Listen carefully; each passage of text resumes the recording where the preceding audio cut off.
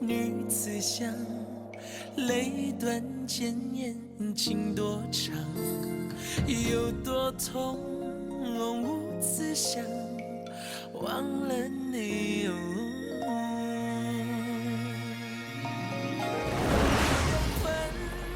随风荡，谁去想是情郎？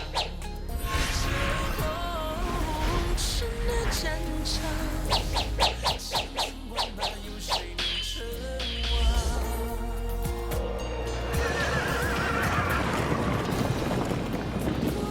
我尽管谁敢闯？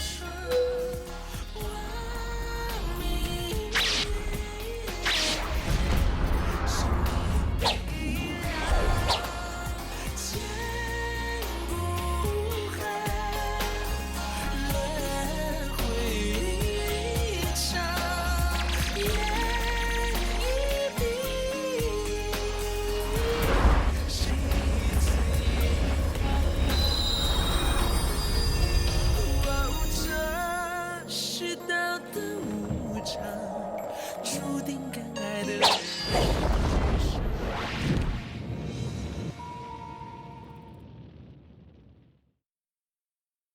我一直都有种感觉，这世上是没有什么事能够难住你和天明的。龙侯关联着墨家的一个大秘密，此处非常凶险。接着挖，这下子恐怕……这么说，那个在墨家流传了多年的传说是真的？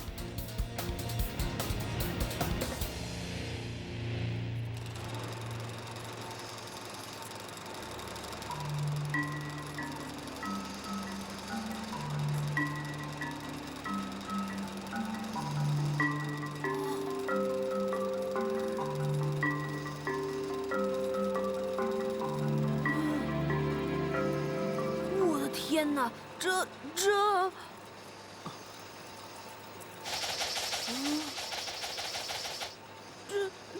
他开始降下去了。不好，这些刀也开始动了，朝我们靠近了。你能说点大家没看到的东西吗？显然，必须要在它降入地面之前，找到隐藏其中的秘密。这个盒子制作巧夺天工，绝对非凡之物。根据盒盖上的文字来判断，应该就是赫赫有名的幻音宝盒。哦，幻音宝盒，不错。据说这个宝盒可以演奏出无数的音乐，这些乐曲一幻一真，千变万化，而且还有一股可怕凶险的力量。有缘的人听到可以提升功力，而无缘的人听到可能会陷入迷思，甚至癫狂。这一点到底是传说还是瞎说，我老头子就不知道了。幻音宝盒是阴阳家的绝世珍宝，想不到居然会在我们机关城内。他会到这里，说起来又是一段古老纠葛的恩怨了。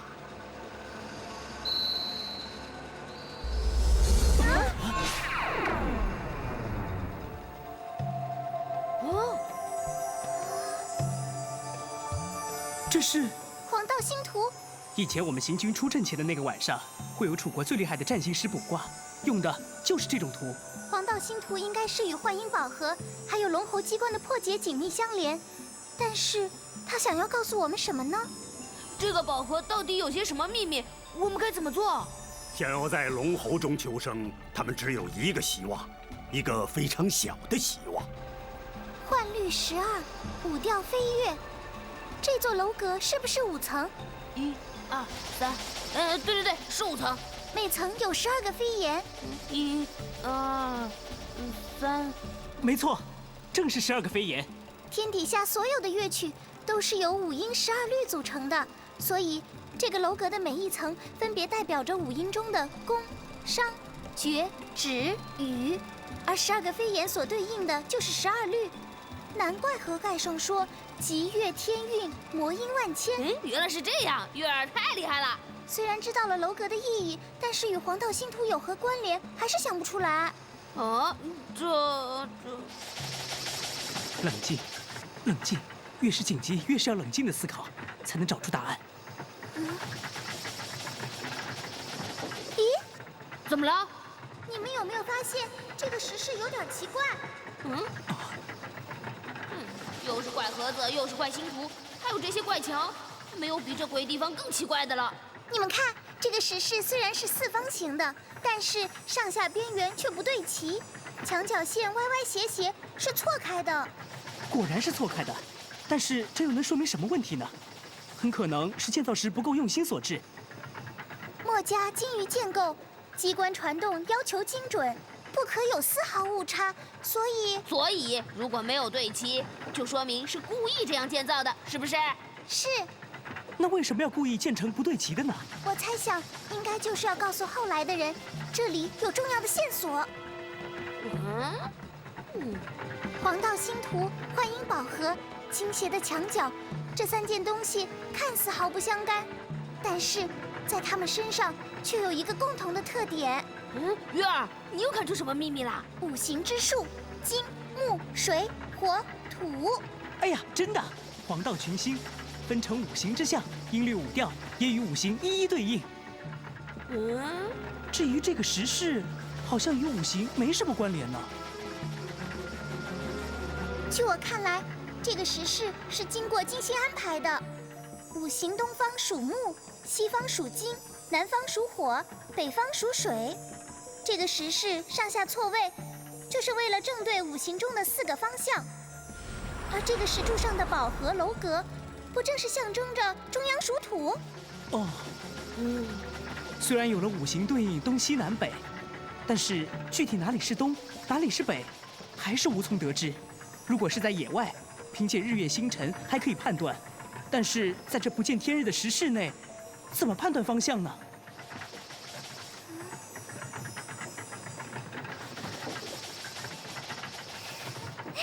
月姑娘，你笑什么？设计龙喉的这位前辈真是令人钦佩。为什么？这位前辈虽然建造了布满杀人武器的机关，考验来人，但是又心存仁厚，处处留下线索暗示。这位前辈到底留了什么线索了？你们看这幅画上的那些巨龙周围的士兵。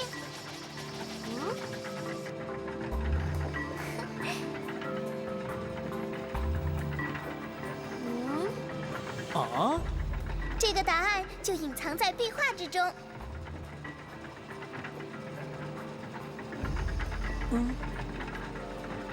这些士兵暗合5行之术，金对应7，木对应3，水对应5。这幅画上4个角上的士兵数量就是7个、3个、5个，因此东南西北就非常清楚了。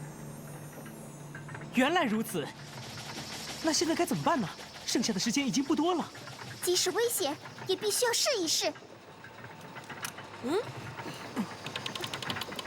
你们看，每一层楼的窗户上都有字：黄钟、大吕、姑喜、中吕，12扇窗上都是音律的名称。果然如月姑娘所推测的，这座楼阁正是按照5音12律所建造的。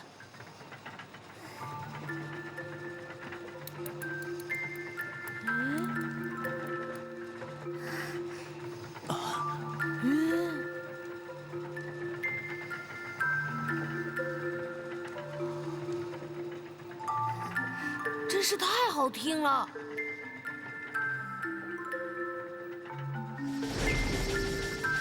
不好，这些刀墙越来越近了。一旦宝盒沉入地面，我们就完了。宝盒应该不只是为了给临死的人听段音乐吧？月姑娘，你快想想办法呀！你这家伙没看见月儿正在想办法吗？此刻的黄道星图与刚才相比，已经不同了。惨了，我可是一点都看不出来有什么不同。我刚才转动宝盒，就是想看看星图会有什么变化。现在星图变了，但是我却无法找出规律。听我们的占星师说，每时每刻，星辰位置都在不停地变动。一个占星师至少要5年才可掌握变化的规律，这实在太难了。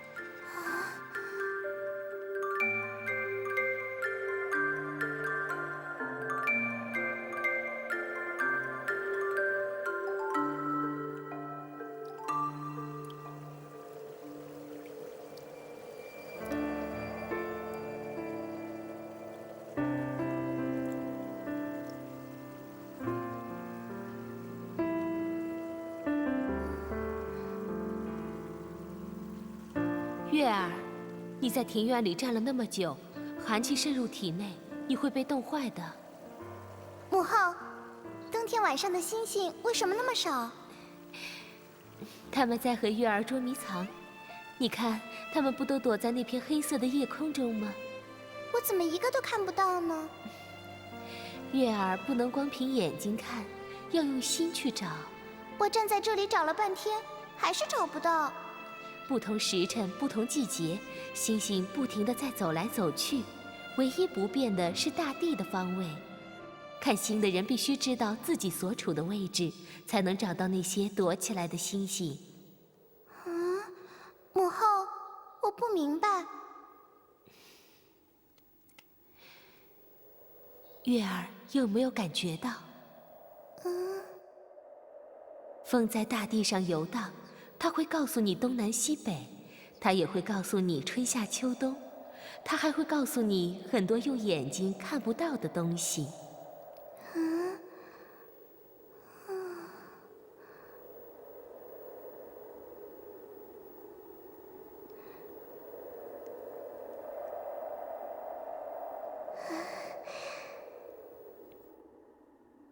月儿，你再睁开眼睛看看。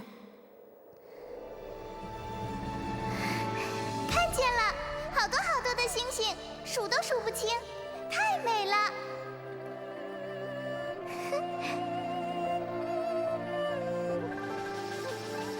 月儿，你睁开眼睛看看。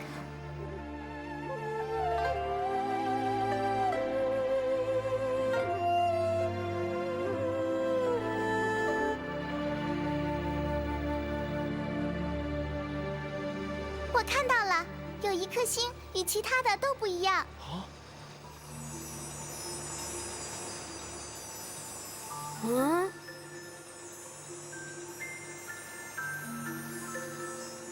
我推测那颗星所对应的，应该就是破解幻音宝盒的答案。这颗位于西方，是太白星。太白星属金，所以又名金星。在宫、商、角、徵、羽五音中，与金对应的就是商音。刚才我转的第一层，宝盒演奏的是羽调，这样可以推断商调应该是第4层楼阁。而西方对应的五行之数是7，因此要转动到第7扇窗户。我猜想，破解龙喉的答案是随着星辰位置的变动而改变的。每次星图位置变化后，在幻音宝盒都有一首特殊的乐曲对应。宝盒虽然可以演奏千万首乐曲，但是根据当前的星图，必须找到唯一的那首曲子。月儿，你说了半天都只是猜想。是的。如果猜错了怎么办啊？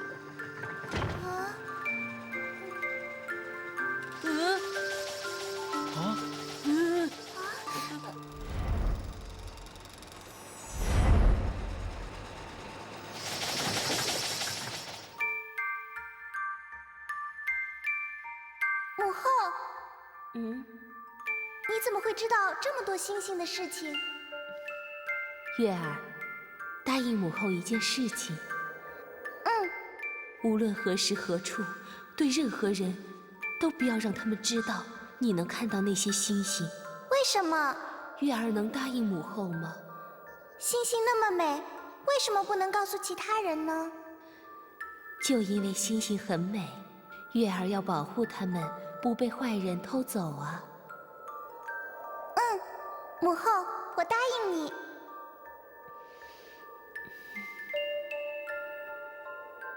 那可以告诉父王吗？父王管理国邦那么忙，我们别去打扰他。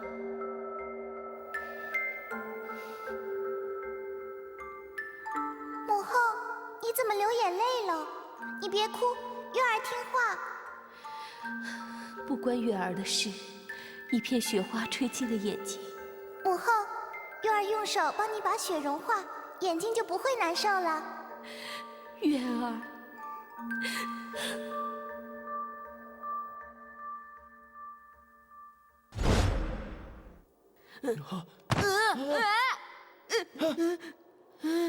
月儿，你怎么了？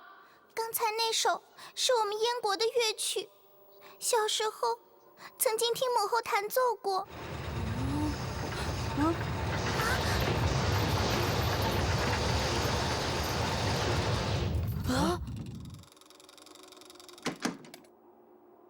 这宝盒建构之精妙，简直到了可怕的程度。以墨家与公输家的机关术，似乎也无法完成。不知是出自哪位高人之手。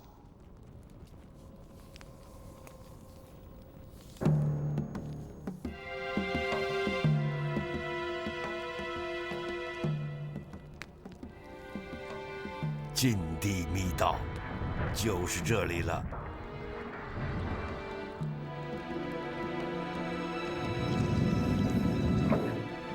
不好，怎么了，大师？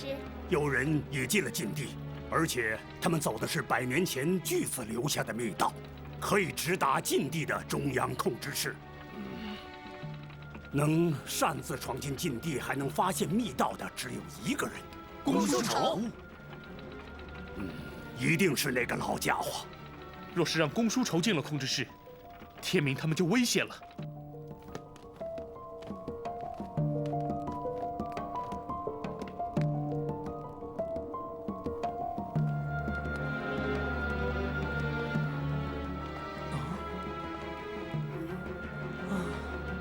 这地方奇奇怪怪的，雾又这么大，我们不会是走错路了吧？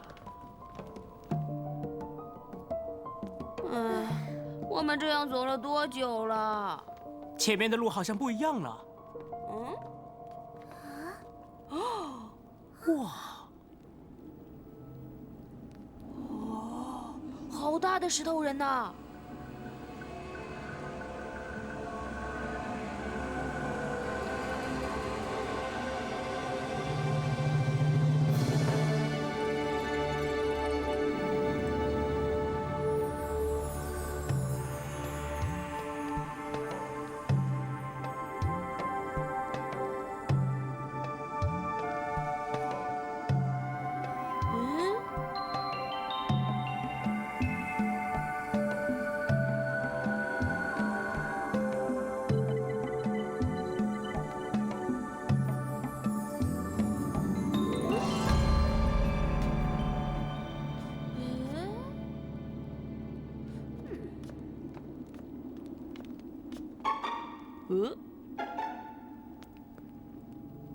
两个石头人长得不一样。傻瓜，别人第一眼就看出来了，还要你提醒？你看到了，怎么不早说呢？因为我根本没有想到，还有什么人观察力会低到这种程度。你这家伙！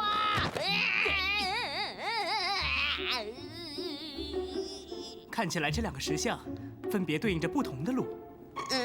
左边这个从服饰上看像是一个贵族，右边这个从服饰上看像是一个剑客。混蛋！这其中有何含义呢？你放开我！你这个家伙！月姑娘，你看，你们两个别闹了，地上刻着字呢。哦，哎呀！地面文字写的是什么？侠道王道，莫问莫问。侠道，王道。看来这两条路，一条叫做侠道，一条叫做王道。该往哪条路走呢？月儿，天明，怎么了？那石像脚下的字，是不是你也已经看到了？石像脚下也有字。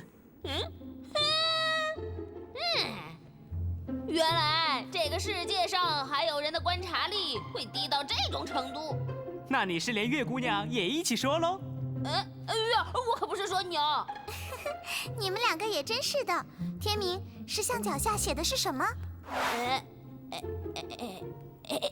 我只看到字，我。天明大侠虽然武功盖世，不过大字不识几个。月儿，你来看看就知道了，好像有很多数字，1呀、100呀的。是不是两座石像脚下都有字呢？你识那么多字，干嘛不自己去看？好，你们看右面，我看左边。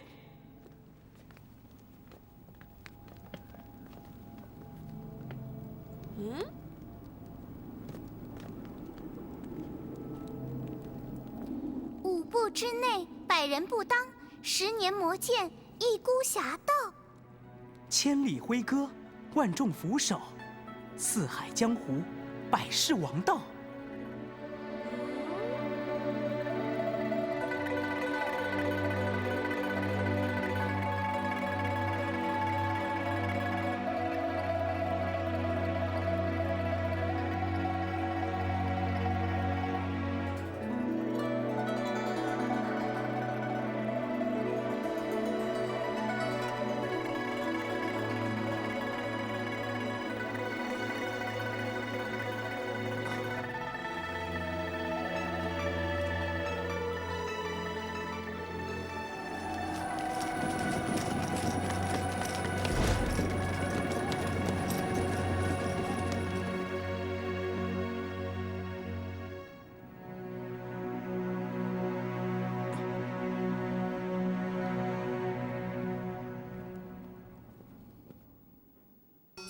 带你飞到月球左边的角落，我把你的美用心做轮廓，你却放开我的手，向银河伸出沉默。